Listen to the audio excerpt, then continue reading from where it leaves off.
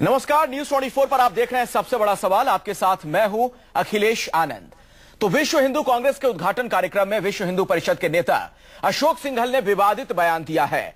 उन्होंने कहा कि दिल्ली में 800 साल बाद स्वाभिमानी हिंदुओं की सरकार बनी है। राष्ट्रीय स्वयंसेवक संघ के प्रमुख मोहन भागवत ने इस कार्यक्रम को संबोधित करते हुए कहा कि हिंदू अस्तित्व सबसे पुराना है। भागवत ने यह भी कहा कि हिंदू से नया रास्ता मिलेगा। हिंदू मतलब अनेकता में एकता है। उन्होंने कहा कि दुनिया को सिखाने का सही वक्त है क्योंकि 2000 सालों से सही रास्ता नहीं निकला। इन बयानों को लेकर कई सवाल इसलिए खड़े हो गए क्योंकि इस बैठक में सरकार के कई काबीना मंत्री भी हिस्सा ले रहे हैं। सड़क परिवहन मंत्री नितिन गडकरी, मानव संसाधन विकास मंत्री स्मृति ईरानी समेत वाणिज्य मंत्री निर्मला सीतारमण भी इस कार्यक्रम से जुड़ी हैं। ऐसे में सरकार के प्रतिनिधियों के बीच उग्र हिंदुत्व से जुड़े अगर बयान दिए जा रहे हैं तो सवाल सरकार को लेकर खड़े होंगे ही। और ऐसे में आज सबसे बड़ा सवाल यही कि क्या मोदी सरकार हिंदुओं की सरकार है? वीएचपी आरएसएस क्या देश को हिंदू राष्ट्र बनाना चाहते हैं? और विदेशी भाषाओं की जगह संस्कृत को थोपने की तैयारी आखिर क्यों? चर्चा इन तमाम मुद्दों पर होगी, लेकिन सबसे पहले आपको एक रिपोर्ट दिखाते हैं। आज पहली बार हिंदू स्वाभिमानियों के हाथ में 800 वर्ष के बाद दिल्ली की सत्ता स्थापित हुई है। दूसरे भाषाओं की जरूरत। अरे अंग्रेजी पढ़ रहे हैं बहुत है, इससे ज्यादा क्या पढ़ रहे हैं? अरे अभी तो बहुत चीज कंपलसरी होंगी, आप देखना। मौका था, दस्तूर भी था।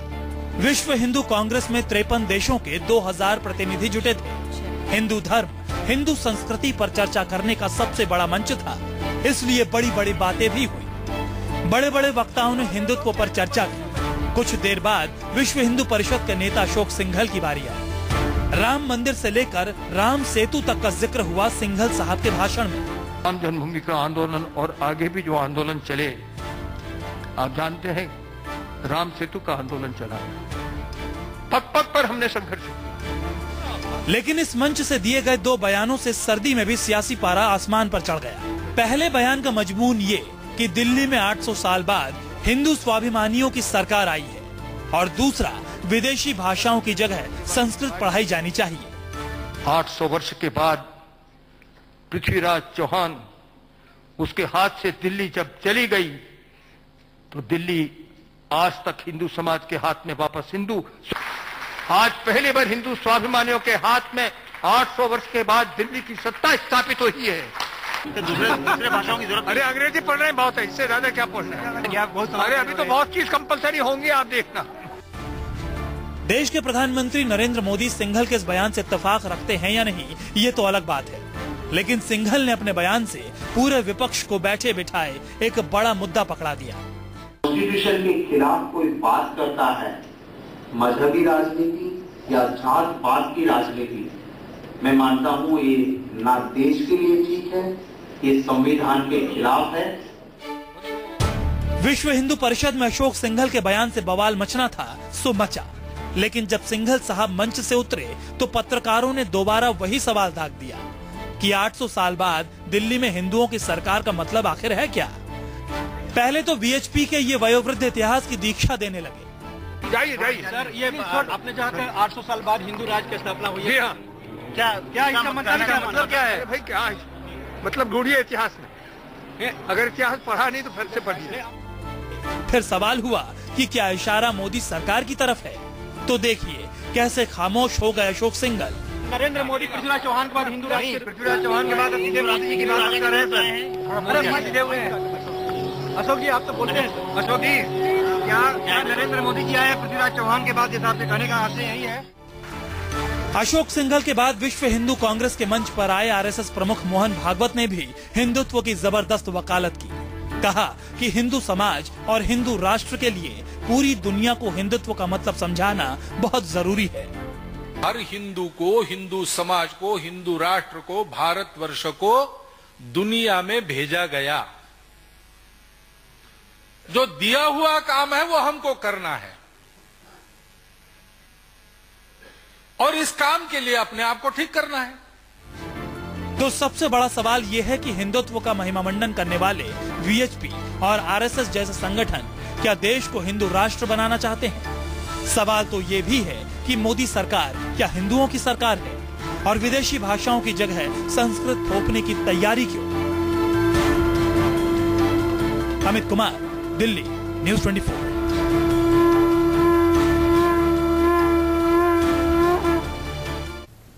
तो चलिए इन तमाम सवालों पर हम चर्चा करेंगे। कई खास मेहमान इस वक्त मेरे साथ मौजूद हैं। सबसे पहले अपने तमाम मेहमानों से मैं आपका तारुफ करवा दूं। आरती मेहरा भारतीय जनता पार्टी से मेरे साथ जुड़ चुकी हैं। राजीव त्यागी कांग्रेस के वरिष्ठ नेता मेरे साथ यहां पर मौजूद हैं। राकेश सिन्हा जी स्टूडियो में मौजूद हैं, आप आरएसएस के विचारक हैं। डीके झा अध्यक्ष हैं आप संस्कृत शिक्षक संघ के, उनसे भी मेरी बातचीत होगी। मौलाना सैयद अतहर हुसैन दहलवी साहब मेरे साथ यहां पर मौजूद हैं, आप चेयरमैन हैं अंजुमन मिनहाजे रसूल के। और प्रेम शुक्ला दोपहर के सामना के संपादक भी मेरे साथ जुड़ चुके हैं। आप तमाम मेहमानों का बहुत बहुत स्वागत है। और पहला सवाल राकेश सिन्हा जी आपसे है मेरा। ये जो स्टेटमेंट दिया गया है कि पहली बार 800 साल के बाद हिंदुओं की सरकार बनी है, क्या आप इससे इत्तेफाक रखते हैं?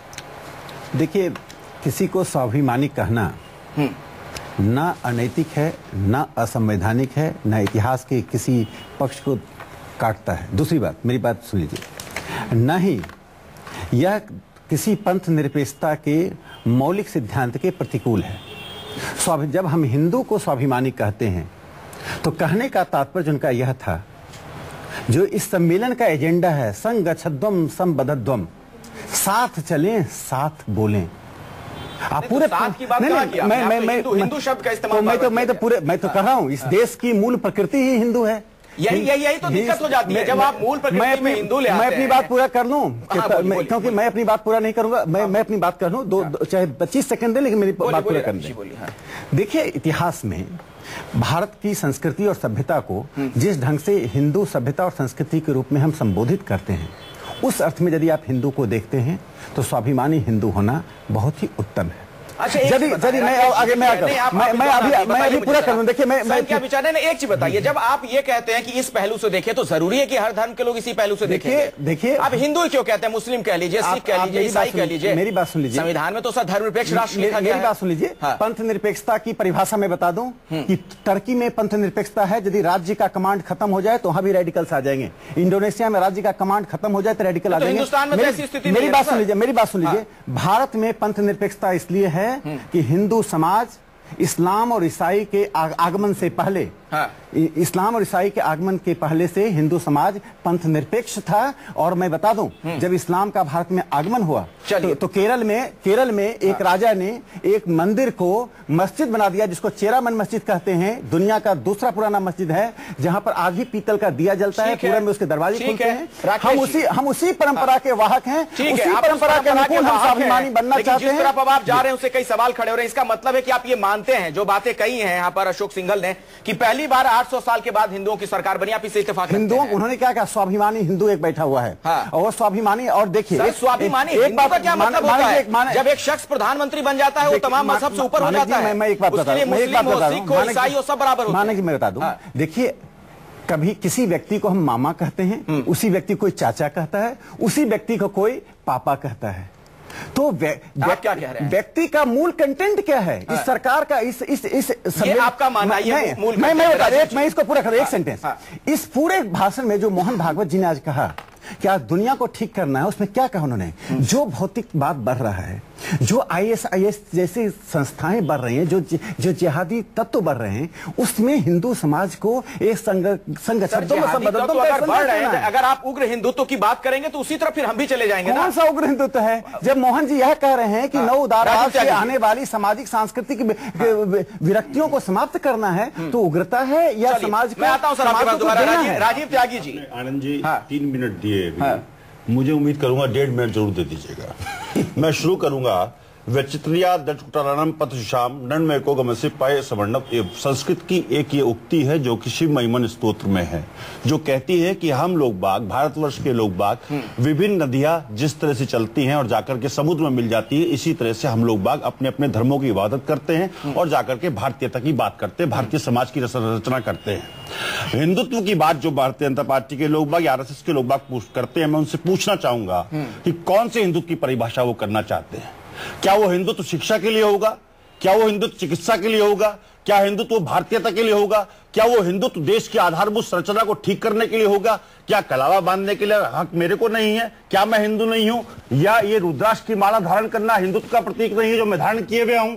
तो निश्चित रूप से भारतीय जनता पार्टी के लोग बाग, जो रेडिकल शब्द इन्होंने इस्तेमाल किया कायदे में, उन्हीं लोगों पे जाहिर होता है जो लोग बाग इस तरह की अवधारणा को बल देने का काम करते हैं। अच्छा। मैं दूसरी बात ये कहना चाहूंगा कि जो महात्मा गांधी साहब ने कहा था, और बहुत बढ़िया कहा, कि ईश्वर के होने ना होने पे तो संशय होता है, लेकिन सत्य पे कभी किसी ने संशय नहीं किया। ये सत्य है कि भारतवर्ष की जो भारतीयता है वो वसुदेव कुटुंबकम की भारतीयता है। वो ये सच है कि भारतवर्ष की भारतीयता अनेकता में एकता की भारतीयता है। और ये सच है कि भारतीयता की भारतीयता निश्चित रूप से अतिथो देवो भव की है। अगर हमें विश्व गुरु बनने की, सुनिए लास्ट सेंटेंस कह दूं मैं, अगर हमें विश्व गुरु बनना है और हमें विश्व को एक दर्शन देने का काम करना है, तो निश्चित रूप से हमें सभी भाषाओं का, सभी धर्मों का, सभी इबादतगाहों का सम्मान करना होगा, तभी जाकर के हम। प्रेम शुक्ला जी, मैं आपके पास आऊंगा, लेकिन उससे पहले मुझे लगता है कि यहां पर मौलाना सैयद अतहर हुसैन देहलवी मेरे साथ मौजूद हैं, उनसे कमेंट लेना होगा मुझे। देहलवी साहब, जब यह बात कही जाती है कि पहली बार 800 साल के बाद हिंदू स्वाभिमानियों के हाथ में दिल्ली की सत्ता आई है, तो बाकी मजहब के जो लोग हैं, क्या वो इससे आहत नहीं होंगे, इस तरह के बयानात से? नहीं, बिल्कुल भी नहीं। देखिए, ये सब सियासी चीजें होती हैं। असल चीज थी, जिस व्यक्ति को लौह पुरुष कहा जाता था, आज मालूम भी नहीं वो कहाँ है। और एक जमाने में लौह पुरुष देश के जो है डिप्टी प्राइम मिनिस्टर रहे, वो जिनके नाम पे रन फॉर यूनिटी किया जा रहा है, क्या वो स्वाभिमानी नहीं थे? क्या आडवाणी जी या वाजपेयी साहब स्वाभिमानी नहीं थे? मैं एक मुस्लिम धर्म गुरु के हैसियत से बात नहीं कर रहा। हमारे प्रेम शुक्ला जी यहाँ मौजूद हैं, क्या बाला साहब स्वाभिमानी नहीं थे? सवाल ये है कि सत्ता जब हमको हासिल होती है तो हम कोई भी किसी धर्म के लोगों, हम ईर्ष्यावाद हो जाते हैं। हमको दूसरों की तारीफ पे कभी ना कभी जो अपने आप में ईर्ष्या होने लगती है, और उस ईर्ष्यावादी बनने के बाद हम इस तरीके की बातें करते हैं। एक दूसरी चीज, ये भारत है। इस भारत को समझने के लिए जब पहली मर्तबा फतवा लिया गया कि हिंदुस्तान क्या है, तो बहुत अच्छा जवाब दिया गया, ये न दारुल हरब है न दारुल सलाम, हिंदुस्तान हिंदुस्तान है। और मैं आज फक्र से कहता हूं, मैंने 3 दिन पहले भी एक टीवी चैनल पे कहा, मुझको बहैसियत ये फक्र हासिल है कि मेरे शहर की गंदगी की एक बूंद भी जमुना में इसलिए नहीं जाती क्योंकि बाबरनामे में कहा गया तो शाहजहां ने उसको फॉलो किया कि जामा मस्जिद और उसके आसपास शाहजहां की एक बूंद भी जमुना में इसलिए नहीं जाएगी क्योंकि जमुना हिंदुओं के लिए पवित्र नदी है। मैं मंगल के दिन ज़बिया खाने इसलिए बंद करता हूं क्योंकि भगवान बजरंगी की पूजा होती है। मैं गायों के बारे में इसलिए बात करता हूं कि वो इसलिए उसके दूध की हिमायत करता हूं क्योंकि, लेकिन सवाल यह है जब इन चीजों को पॉलिटिकलाइज किया जाता है, जब आपको लगता है कि अगर हम हिंदू कहेंगे तो इससे चिड़ एक ही व्यक्ति को होगी जिसके दाब में दाढ़ी और टोपी होगी। अरे आईएसएस की बात करना है, रणवीर सेना के लोगों को कैबिनेट में लिया जाता है, क्या कुछ उन्होंने बिहार में करा, तब कोई बोलने को तैयार नहीं होता। इसलिए बाहर आना चाहिए इन चीजों। प्रेम शुक्ला जी, क्या जानबूझकर इस तरह के बयान दिए जाते हैं? देखिए, वो जिस जगह पर बयान आदरणीय अशोक सिंघल जी ने दिया है वो हिंदुत्व के मुद्दे पर ही आयोजित एक परिसम्मेलन था, और उसमें यदि वो अपना भाव व्यक्त करते हैं, वो उनकी दृष्टि है, वो नहीं कहते कि सारे लोगों की दृष्टि है।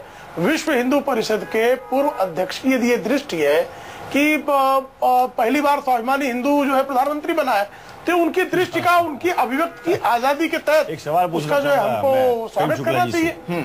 आप अलाउ इसमें क्या आपत्ति है? हाँ, राजीव जी आपसे एक सवाल पूछना चाह रहे हैं प्रेम शुक्ला साहब कि 77 में जब जनता पार्टी बनी तो जनसंघ उसमें शामिल हुआ, तो क्या जनसंघ के वो लोग बाग हिंदूवादी नहीं थे या वो स्वाभिमानी हिंदुत्व का प्रतीक नहीं थे?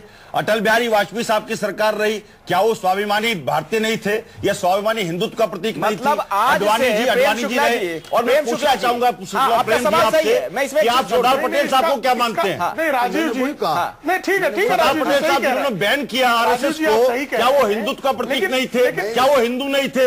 तो ये भारतीय जनता पार्टी के लोगों से मैं पूछना चाहूंगा, शिवसेना से और आरएसएस के लोगों से, क्या देश में सारी समस्या सुलझ गई है? क्या देश के सभी लोगों को रोजगार मिल गया है? क्या देश के लोगों से बेहतर जीवन मिलना शुरू हो गया? काम करना चाहिए हमें निश्चित रूप से उन लोगों के जीवन के लिए, बिल्कुल सही आप कह रहे हैं, अच्छा जीवन जीने के लिए हम चाहिए उनको। ठीक है प्रेम शुक्ला जी। नहीं, मुझे जहां तक आप जो सवाल में, पहले तो इसका जवाब अशोक सिंघल जी ही बेहतर देंगे कि स्वाभिमानी हिंदू तो अटल बिहारी वाजपेयी को स्वाभिमानी हिंदू मानते हैं या नरेंद्र मोदी जी को ही मानते हैं, ये जवाब देना उनका। लेकिन जो सरकार बनाने की जहां तक बात है, 1977 में जनसंघ की पूरी सरकार नहीं बनी थी, वो जनता पार्टी आप लोग भाई आप शामिल थे, वाजपेयी जी की सरकार स्वाभिमानी हिंदुत्व का प्रतीक थे। अब आप सुन लेंगे, आप शामिल थे नहीं थे? कृपा करके मेरी बात सुनिए, आप शामिल थे उसमें। अगर आप मेरे मुंह में कुछ डालना चाहते हैं, मैं क्यों डालना चाहूंगा आपके मुंह में? आपके मुंह में जो डालेगा शिवसेना वाले डालेंगे। सुन लीजिए, नहीं सुन तो लीजिए महाराज, जरा पेशेंस, जरा धैर्य रखिए। क्यों इतनी जल्दबाजी क्या है? आपका हिंदुत्व क्यों खतरे में आ जा रहा है? बेहिंदुत्व खतरे में आ रहा है। आप देखिए, सुनिए, मैं तो उस बात को मानता हूँ जिससे देश में अनेकता में एकता कायम रहे।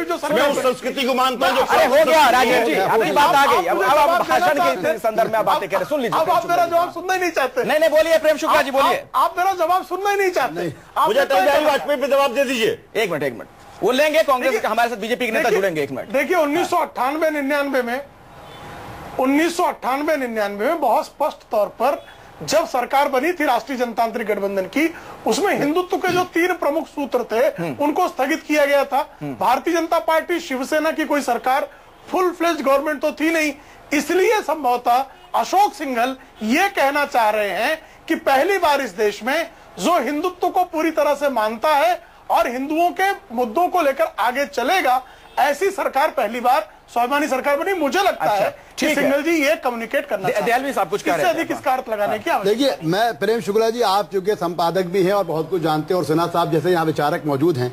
मैं जिस भारत में रहता हूँ मुझे उस पर पूरा फक्र है, इसलिए कि मैं एक भारतीय मुसलमान हूँ।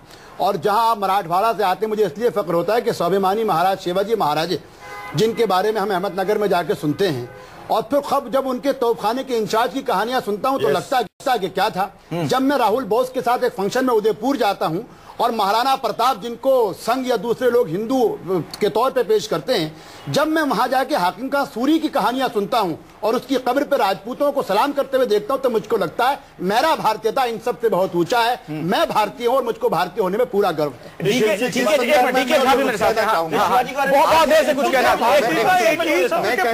जब जिस टाइम अफजल खां से मिलने के लिए शिवाजी गए, तो शिवाजी के साथ एक मुसलमान माँ का बेटा इब्राहिम साथ में था, और जाकर के उन्होंने अफजल खां को काम किया। मैं कहना चाहता हूँ, अभी हमारे वक्ताओं ने बताया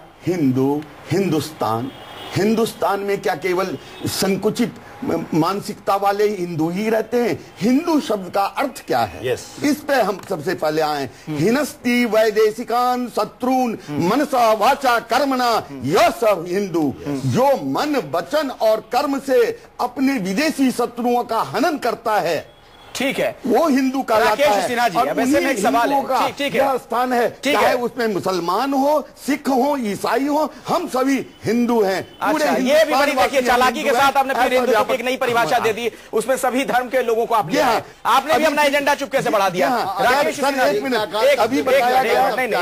राकेश सर मैं आऊंगा आपके पास, आऊंगा। मतलब राकेश सिंघल जी ने कहा अनेकता में एकता, यह भी परिलक्षित होता है। ठीक है, आपने अपने हिसाब से परिभाषा दे दी, लेकिन राकेश सिन्हा जी, ऐसा तो नहीं है कि जो हिंदू संगठन है वो धीरे से अपना एजेंडा आगे बढ़ाना चाह रहे हैं? उन्हें लग रहा है कि नरेंद्र मोदी साहब ध्यान नहीं दे रहे हैं, तो इसी बहाने कुछ इस तरह की बातें करते रहो।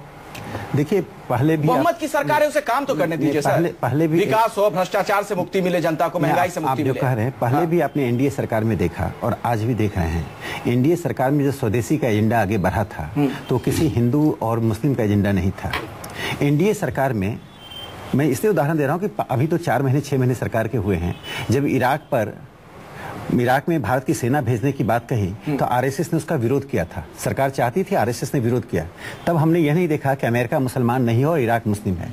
देखिए, राष्ट्रीय स्वयंसेवक संघ जो निर्णय लेता है वह शुद्ध राष्ट्रवाद के पैमाने पर निर्णय लेता है। अच्छा। जो दहलवी साहब कह रहे थे, उनकी बात से कोई इत्तेफाक क्यों नहीं रखेगा कि भारत की संस्कृति में जो भी समावेशित करेगा, पूजा पद्धति को संघ एजेंडा नहीं बनाता है।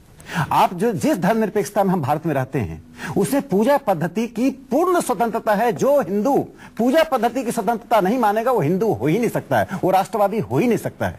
हम अब दूसरों की पूजा पद्धति, अब मेरी बात सुन लीजिए, दूसरों की पूजा पद्धति पर हम आक्रमण न करने देना चाहते, न करते हैं। एक और बात मैं छोटा सा जोड़ना चाहूंगा। विश्व हिंदू परिषद का 50वां सालगिरह है।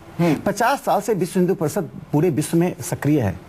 एक उदाहरण बता दीजिए जब विश्व हिंदू परिषद ने किसी दूसरे धर्मावलंबी को, चाहे गरीब हो, अमीर हो, सामाजिक रूप से पीड़ित व्यक्ति हो, उसको हिंदू बनाने की कोशिश भी की है। यह हमारा यह अंतर्राष्ट्रीय। झारखंड में हाल में लव जिहाद के मामले में क्या हुआ था? देखिए, अब सब चीज को मिक्स मत कीजिए। सब चीज को मिश्रित करेंगे तो मुझे बहुत समय चाहिए। मैं जिस मुद्दे पर एक इसमें अभी राजीव तगजी में जोड़ दूं। देखिए, मोहन भागवत जी के भाषण को समग्रता में देखिए। मुझे बताइए, अशोक सिंघल ने एक और बयान दिया। उन्होंने कुछ ही देर पहले एक अंग्रेजी अखबार को इंटरव्यू दिया, उसमें उन्होंने एक बात कही थी कि मुस्लिमों को अब अयोध्या, काशी और मथुरा पर भी दावा छोड़ देना चाहिए। इन बयानों का क्या मतलब है? देखिए, क्या इससे भी आप इत्तेफाक रखते हैं? देखिए बात तो वह नहीं है। बात है कि विमर्श का विषय है कि काशी, मथुरा और अयोध्या में जिस तरह से मंदिर तोड़ा गया और मस्जिद बना, आज स्टेटस को है और समाज में आप विमर्श को रोक नहीं सकते हैं। लेकिन विमर्श हेल्दी होना चाहिए। विमर्श हम जब करते हैं तो किसी का सर फोड़ने के लिए नहीं करते हैं। उन्होंने क्या कहा? उन्होंने जब भाषा से संबंधित उनसे सवाल पूछा गया संस्कृत को लेकर कि तीसरी भाषा के तौर पर इसे इंट्रोड्यूस करें, उन्होंने कहा कि आगे आगे देखिए क्या क्या कंपलसरी होता है। देखिए मुंह से निकली, देखिए अशोक जी से कोई सवाल पूछता है, हर बात को यदि आप हेयर स्प्लिटिंग करेंगे, मतलब आप ये चाह रहे हैं कि आप जैसे समझाना चाह रहे हैं लोग वैसे ही नहीं, लेकिन आप जैसे समझाना चाह रहे हैं वैसे भी लोग ना समझें। राजीव जी, देखिए, मैं अपने मित्रों को ये बताना चाहूंगा कि जो हिंदुत्व की परिभाषा ये गढ़ने का काम कर रहे हैं, कायदे में ये सिंधु शब्द का अपभ्रंश है जो कायदे में हमारी संस्कृति से मेल नहीं खाता। राजीव जी, डिबेट बहुत आगे बढ़ चुका है। मैं बता रहा हूँ, आप बेकार की एनवी गांधी से पूछिए, आप राजीव गांधी से पूछिए, इंदिरा गांधी से पूछिए। इंदिरा गांधी भारत माता का मंदिर उद्घाटन करने आई थी। इंदिरा गांधी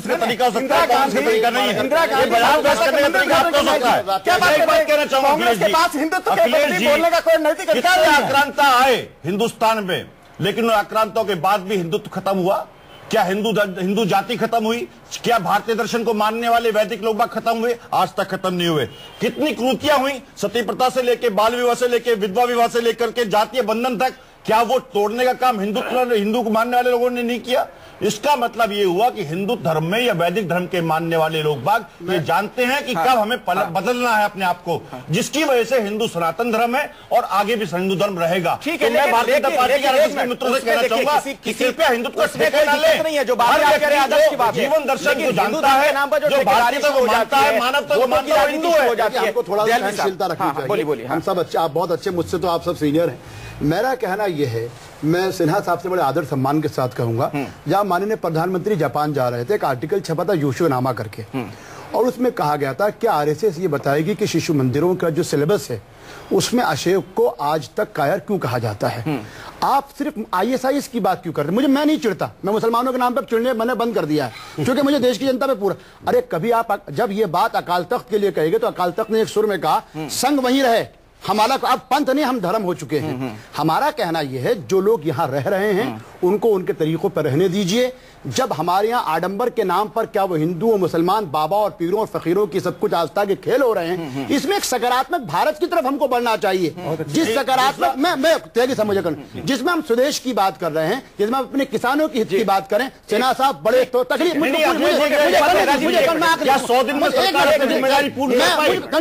भटकाने का इनकी बात पूरी खत्म। मेरा कहना यह है, जब मैं आ रहा था किसी ने ट्वीट, बहुत अच्छा ट्विटर के एक बच्चे ने जम्मू से, उसने कहा कि मैं पूछना चाहता हूं उन लोगों से जिन्होंने 22 दिन तक बम बम बोले के नाम के ऊपर जम्मू को बंद किया था, आज क्या बात हो गई कि आज वो अमरनाथ, आज वो बम बम बोले, आज वो शिव जो है किसी को याद नहीं आ रहा है। ये आस्थाओं के खेल को राजनीति करना, हिंदू या मुसलमान, ये बंद कीजिए। वोट बैंक की राजनीति है। प्रेम शुक्ला जी, मैं आपके पास आऊंगा। सर, मैं माफी चाहूंगा, ब्रेक के बाद मैं लौटूंगा, तब मैं आपको पूरा समय दूंगा, अपनी बात आप विस्तार से रखिएगा। और साथ ही एक बड़ा सवाल यह भी है कि विदेशी भाषाओं की जगह संस्कृत को थोपने की तैयारी में है क्या ये सरकार? सबसे बड़ा सवाल में आज हम चर्चा कर रहे हैं। विश्व हिंदू परिषद के नेता ने जो बयान दिया है, अशोक सिंघल ने जो बातें कही, जिस तरह से उन्होंने कहा कि पहली बार 800 साल के बाद हिंदू स्वाभिमानियों के हाथ में दिल्ली की सत्ता आई है। कई सवाल उससे खड़े हो गए, क्या मोदी सरकार हिंदुओं की सरकार है? क्या वीएचपी आरएसएस देश को हिंदू राष्ट्र बनाना चाहते हैं? इस वक्त आरती मेहरा, भारतीय जनता पार्टी की नेता, मेरे साथ मौजूद हैं। आरती मेहरा जी, सबसे पहले तो यह बताइए, जो बातें कही अशोक सिंघल ने, क्या आप उससे इत्तेफाक रखती हैं? क्या आपको भी लगता है कि पहली बार 800 साल के बाद हिंदू स्वाभिमानियों के हाथ में दिल्ली की सत्ता आई है? देखिए, जो पूरी तरह से लक्ष्य है वो सबके उत्थान का है, सबके विकास का है।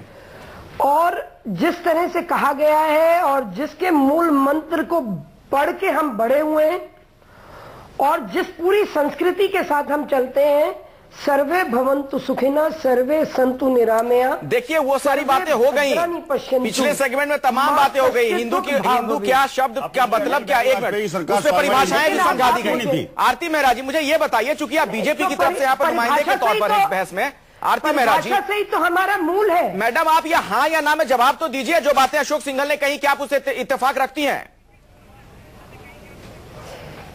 नहीं, उसको आपको पूरे परिप्रेक्ष्य में समझना होगा। ये हाँ या ना का प्रश्न नहीं है। क्या है परिप्रेक्ष्य बताइए। लोग आलू सस्ता चाहते हैं, इस परिप्रेक्ष्य को समझा दीजिए जरा। आप 100 दिन में वादे पूरे नहीं कर पाए हैं, कालाधन चाहते हैं लोग, उस परिप्रेक्ष्य में समझा दीजिए जरा। जो आप लोग बाग सब मिलकर के एक व्यू रचने का काम कर रहे हैं कि लोग बाग आपसे आपके बातों में ना पूछे, कमाल करते हैं। ऐसी व्यू रचना मत रखिए। आरती जी बताइए कि शिक्षा का जो टारगेट है पूरा हो गया क्या? चिकित्सा के मामले में देश सबल हो गया क्या? रोजगार के मामले में देश सबल हो गया? आप लोग भटकाने का काम क्यों कर रहे हैं लोगों को? बोलते रहेंगे तो कोई फायदा नहीं है। आप लोग भटकाने का काम क्यों कर रहे हैं? क्या अटल बिहारी वाजपेयी जी की सरकार स्वाभिमान हिंदुत्व का प्रतीक नहीं थी? क्या विश्व हिंदू परिषद के लोग आगे कहना चाहते हैं? क्यों आप अपने पोखों की टोपी राजीव जी सुन लीजिए। Modi ji person of the, क्यों आप टोपी राजीव जी बन रहे हैं। आज राजीव जी आपको क्या बीमारी है बीच में बोलने की? बीमारी नहीं है, बीमारी तो आपके लोगों को हो गई है मानसिक रूप से। आप लोगों को स्तर बहुत नीचे आ गया। राजीव जी भारतीय दर्शन को जानते ही नहीं है। राजीव जी एक मिनट, आरती मेहरा को अपनी बात कह लेने दीजिए, फिर अपनी बात आप रखिए। भारतीय दर्शन को जानते ही है। एक मिनट सुन लीजिए आरती जी बोलिए अपनी बात। देखिए, आपकी सरकारों में सर्वाइवल ऑफ द फिटेस्ट था। अच्छा, आपकी सरकारों में सर्वाइवल ऑफ द फिटेस्ट था। जो गरीब था, जो पीड़ित था, जो शोषित था, जो निरीह था, वो बचा बहुत बेचारा था। चलिए ठीक है, हम उन सब पे बात नहीं कर रहे हैं। आज हम जिस विषय पे बात कर रहे हैं, चलिए मैं प्रेम शुक्ला जी को अब बहस में लाना चाहूंगा। प्रेम शुक्ला राजीव जी, चलिए ठीक है। आप सर आपका भी जवाब देने का बहुत जवाब दीजिए ना, आप सवाल मत पूछिए। एक मिनट, मेरे साथ यहाँ पर प्रेम शुक्ला भी मौजूद है। प्रेम शुक्ला जी, मेरा आपसे सवाल यह है, इस तरह के बयान क्या जानबूझकर दिए जा रहे हैं हिंदू संगठनों की तरफ से ताकि उन्हें लगे कि वो भी कुछ कर रहे हैं? नरेंद्र मोदी साहब इन दिनों उनकी सुन नहीं रहे हैं, ऐसा लगता है। ये आपके पास सूचना कहां से मुझे नहीं पता है कि नरेंद्र मोदी जी किसकी सुन रहे हैं, किसकी नहीं सुन रहे हैं। ये सूचना का स्रोत आप ही को बेहतर है। लेकिन वो जो कॉन्फ्रेंस था वो हिंदुत्व के आधार पर कॉन्फ्रेंस था, और उसमें अगर विश्व हिंदू परिषद के अंतर्राष्ट्रीय अध्यक्ष रह चुके आदरणीय अशोक सिंघल जी अपना एक पक्ष रख रहे हैं, तो उसको नरेंद्र मोदी जी की सरकार से जोड़कर उस पर बवाल काटना, ये भी जो है अपने आप में जो है अजीबोगरीब नया ट्रेंड है। विश्व हिंदू परिषद की तरफ से जो अशोक सिंघल जी कह रहे हैं उस पर आप बहस कीजिए ना। नहीं, मैं वही तो बहस कर रहा हूं। के लोग ये बता दें कि भगवान राम के मंदिर को चंदा इकट्ठा किया था और जो ईंटें इकट्ठा की थी वो कहाँ है? मानक जी, जरा बताएं तो सही। मानक जी मेरी एक अपील है कि राजीव जी, अरे आपके पास तो इनकम टैक्स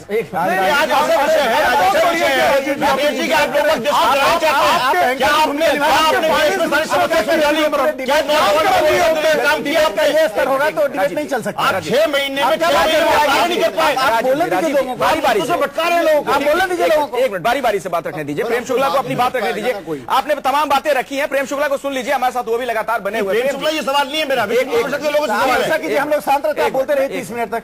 चलिए नाराज मत होइए, मेरे सवालों का जवाब दीजिए। मैं राजीव जी से यह जानना चाहता हूं, राजीव जी कृपा करके आप बताएं कि विश्व हिंदू परिषद को क्या कभी सरकार की तरफ से कोई आर्थिक मदद मिली है? राजीव गांधी फाउंडेशन को सरकार की तरफ से आर्थिक मदद थी, कभी आप उसका हिसाब देने तो खड़े नहीं हुए। आपको देखिए भावना को इकट्ठे करने का काम किया था, आपने भावना को करके चंदा इकट्ठे करने का काम किया था। अब हम बहस के अगले हिस्से की तरफ बढ़ेंगे। एक मिनट, अब हम बहस के अगले हिस्से की तरफ बढ़ेंगे। तो आप जांच की मांग कीजिए ना। जांच की मांग को जांच तो कोर्ट में कैसे हो? ठीक है, हम डिटेल हो रहे हैं। 30 सेकंड की टिप्पणी में करूंगा। राकेश देखिए, आज मोहन भागवत जी ने राजीव जी से एक प्रश्न, मोहन भागवत जी ने इस सम्मेलन में जो एक परिप्रेक्ष्य में कहा कि दुनिया के सामने जो भौतिकवाद की समस्या है, जो मानव लड़ रहा है, उसका हम अपनी भारतीय संस्कृति के स्रोत से, संस्कृति के अपने अनुभवों से, अपने जीवन मूल्यों से उदाहरण देकर रास्ता दें। जब मोहन जी यह कह रहे हैं तो आज पूरी दुनिया में इसका स्वागत होना चाहिए कि एक हिंदू संगठन एक बड़े लक्ष्य के लिए जो सामाजिक, आर्थिक, सांस्कृतिक तीनों को पूरा करता है, आगे बढ़ रहा है। ठीक है, लेकिन इसी में जब एक बात जोड़ दी जाती है, मनमोहन वैद्य जी ने जो बयान दिया था, राकेश जी, उन्होंने कहा था कि इंग्लैंड में जब अंग्रेज रहते हैं, जर्मनी में जो रहते हैं उन्हें हम जर्मन कहते हैं, अमेरिका में जो लोग रहते हैं अमेरिकी कहते हैं उन्हें, तो हिंदुस्तान में जो लोग रहते हैं उन्हें हिंदू क्यों ना कहें? इसका फिर क्या मतलब होता है? मतलब है सार्थक मतलब है। क्या मतलब? भारत एक ऐसा देश है जो एक सभ्यता और संस्कृति का प्रतीक है। भारत क्यों कहते हैं? सभ्यता आगे बढ़ाना चाहते हैं। भारत की और बात करेंगे हिंदुस्तान की। आप हिंदू अखबार को बंद करवा दीजिए, हिंदुस्तान अखबार को बंद करवा दीजिए, हिंदुस्तान नाम को बंद करवा दीजिए। मौलाना सैयद अतर दहलवी साहब, देखिए ऐसा है, इसमें इस बहस को बहुत सार्थक होना चाहिए। मैं बड़े अदब के साथ एक बात कहना चाहता हूँ कि अभी तक जो भी था हमारे यहाँ, जो मैं समझता हूँ कि भारत का जो इतिहास है वो इतना पुराना है कि खुद इतिहास भी नहीं जानता कितना पुराना होगा। क्या रामराज हो या द्वारकाधीश हो, हमने अभी तक जो नाम सुने थे वो अलग अलग तरीकों से सुने थे। वहाँ कहीं भी किसी एक पर्टिकुलर वर्ड कहीं नहीं सुना। कहीं द्वारकाधीश के नाम से पुकारा जा रहा था, कहीं अयोध्याधीश के नाम से पुकारा जाता है, कहीं जनक के नाम से पुकारा जाता, ये सारी चीजें। दूसरी चीज जिस पर मैं आना चाहता हूँ, सबसे बड़ी चीज ये है कि इस देश के अंदर जो अलग-अलग हमारे ताल्लुकात हैं, हमारी जाहिरी बात है हमारी पूजा पत्तियां और तमाम तर चीजें जुदा जुदा हो सकती हैं, लेकिन भारत की सबसे बड़ी विशेषता है कि वो सबके साथ मिलने के बावजूद सबको भरपूर आजादी भी देता है। वो कहीं किसी के साथ इख्तिलात नहीं करता। और मैं, सिन्हा साहब यहाँ मौजूद, इनको मालूम होगा कि पूर्व जो हमारे आरएसएस चीफ थे सुदर्शन साहब, उन्होंने बाकायदा इस चीज की शुरुआत की थी और एक उन्होंने जो है राष्ट्रीय मुस्लिम मंच बनाया था और खुद मुसलमानों के साथ ताल्लुक। और आपको मालूम होना चाहिए वो पहले व्यक्ति थे संघ के आजादी के बाद जिन्होंने फजलुर रहमान साहब के साथ ताल्लुक बनाने शुरू किए थे। तो ये सिंगल साहब को, जिसमें एक जमाने में पंडित एन के शर्मा साहब दूसरे बड़े सक्रिय रहे, तो इनको मालूम होना चाहिए, जो आज वीएचपी के लोग हैं, क्या आरती मेहरा जी हो, इनको मालूम होना चाहिए कि भाई अब एक अच्छी सरकार अच्छे दिनों के नाम पर आप बना चुके हो। मेरे बच्चे की जो जरूरत है वो ये है, जब वो सुबह मुझसे ब्रेड मांगता है तो मैं आलू खरीदने में डरता हूँ, मैं प्याज खरीदने में डरता हूँ, मैं मेट्रो में और बस में जाने से डरता हूँ। आप उस मुद्दों में मुझसे बात की, क्या हिंदू क्या मुसलमान की बात कर लीजिए। राजीव जी, आरती मेहरा जी, अब मैं बहस को आगे बढ़ाना चाहता हूं। एक और मुद्दे पे आज हम लोग बातचीत कर रहे हैं कि क्या विदेशी भाषाओं की जगह संस्कृत को जो थोपने की तैयारी आपकी सरकार की है, क्यों, आखिर उसके पीछे क्या मंशा है आप लोगों की? नहीं, देखिए, संस्कृत का जो मूल और उसको आगे बढ़ाना, संस्कृत हमारी संस्कृति से जुड़ी हुई भाषा है, उसको आगे बढ़ाने में कोई समस्या हो ही नहीं सकती। तो संस्कृत ही क्यों, कोई और भाषा क्यों नहीं, उर्दू क्यों नहीं संभालना है हमें? अपनी नहीं तो उर्दू में भी क्या, उर्दू में समस्या कहाँ पे है? कोई समस्या नहीं है, किसी को मना करने के लिए नहीं है, लेकिन संस्कृत भाषा में इसकी इतनी रिसर्च हुई है। संस्कृत भाषा में कंप्यूटर का भी अमेरिका तक में रिसर्च हुई, जर्मनी में रिसर्च हुई कि कंप्यूटर के लिए भी सबसे ज्यादा कंपैटिबल अगर कोई लैंग्वेज हो सकती है तो वो संस्कृत भाषा हो सकती है। संस्कृत के इतने फायदे आरती मेहरा जी गिनवा रही है, राजीव जी, क्यों ना हो फिर संस्कृत की भाषा के तौर पर?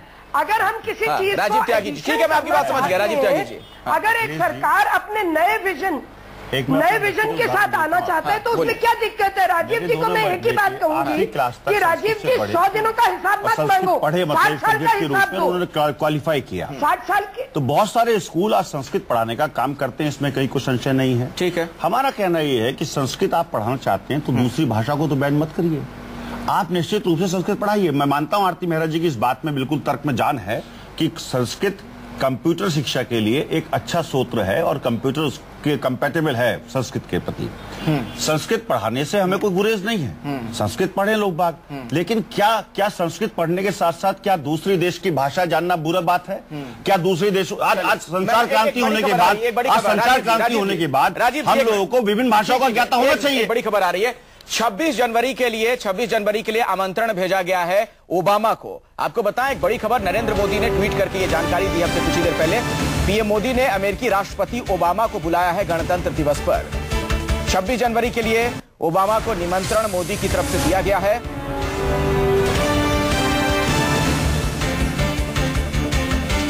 छब्बीस जनवरी के लिए हालांकि ये देखना अहम होगा क्या ओबामा की तरफ से इस पर सहमति जाहिर की गई है। 26 जनवरी के को क्या वो आएंगे मुख्य अतिथि के तौर पर?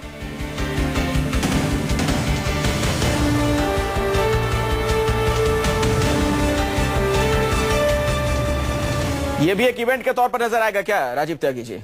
देखिए, मोदी जी एक बहुत बड़ा काम कर रहे हैं, मैं मानता हूं इस बात को। मोदी जी बड़ा काम ये कर रहे हैं कि रोज टीवी पे दिखते हैं, बड़ी बड़ी बातें करते हैं, और काम जो धरातल पे होना चाहिए, शिक्षा का, चिकित्सा का, रोजगार का, महंगाई का, कार्यधन का, उसमें वो काम नहीं करते। ताकतवर, बहुत बड़ा काम कर रहे हैं। इवेंट मैनेजमेंट मोदी जी का सकारात्मक हो जाइए सर। मोदी जी से तो पूरे देश के नेताओं को, पूरे विश्व के नेताओं को सीखना चाहिए कि लोगों को कैसे भ्रम में रखा जाता है। 100 दिन की सरकार में, 200 दिन की सरकार में कहीं कोई रिजल्ट है? रिजल्ट के नाम पे सिफर और टीवी पे दिखने के नाम पे हीरो। तो ये निश्चित रूप से एक बड़ी उपलब्धि है मोदी जी की। आरती मेहरा जी बहुत बड़ी उपलब्धि है। आरती मेहरा जी, राजीव त्यागी कह रहे हैं कि इसे भी आप लोग एक इवेंट के तौर पे बनाना चाहते हैं। उपलब्धि है, ओबामा साहब को निमंत्रण दिया गया है।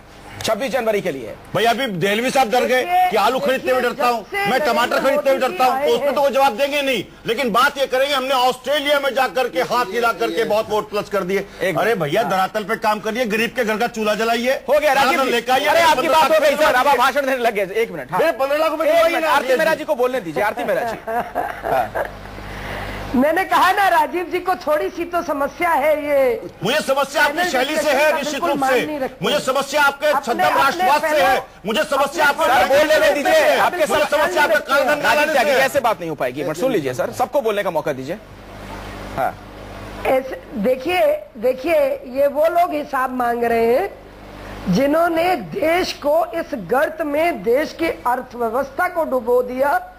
देश में हर व्यवस्था में बहस कर सकते हैं, पूरी चर्चा हो रही है महंगाई को, हम उस पे आएंगे, बड़ी खबर आ गई, इस पर चर्चा करनी है। आज महंगाई को रोकने का काम जो किया है, महंगाई को रोकने का काम जो किया है, जो नई प्रेम शुक्ला जी, राजीव जी ऐसे बात नहीं हो पाएगी सर, थोड़ा सा बहस की गरिमा होती है। प्रेम शुक्ला जी सर, राजीव जी और भी मेहमान है ना सर, आप बोलते रहेंगे तो बात नहीं हो पाएगी ना। प्रेम शुक्ला जी कमेंट लेना चाहूंगा आपसे, फिर ब्रेक पे जाना पड़ेगा मुझे। आप लोग नरेंद्र मोदी साहब को लगता है समझ नहीं पाए। देखिए वर्ल्ड लीडर के तौर पे उभर रहे हैं, अब दुनिया के सबसे ताकतवर शख्स को हिंदुस्तान बुला रहे हैं वो। प्रेम शुक्ला जी, तभी तो इनको बौखलाहट है। देखिए सबसे पहले हम ही लोग समझते थे नरेंद्र मोदी के नाम पर सबसे पहले प्रधानमंत्री बनने का अभिनंदन शिवसेना की तरफ से ही गया था, मुझे मेरी जानकारी में। लेकिन फिर अफजल खान भी कह दिया था नरेंद्र मोदी जी के वैश्विक नेतृत्व की चुनाव के समय बहुत सारी बातें एक दूसरे को लोग कहते हैं। अच्छा, उमा भारती जी ने पता नहीं क्या क्या कहा था, आज मंत्री है। तो ये सब छोड़ दीजिए आप।